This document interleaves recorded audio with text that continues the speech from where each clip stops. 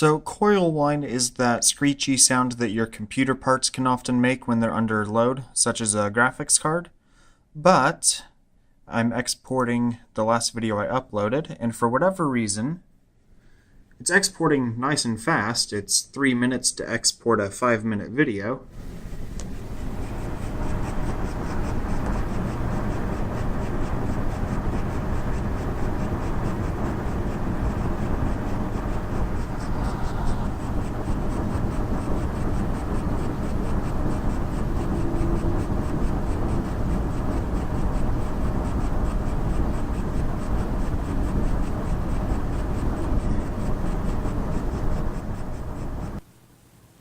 So if you happen to know what's going on, leave a comment below. I would be very interested to know.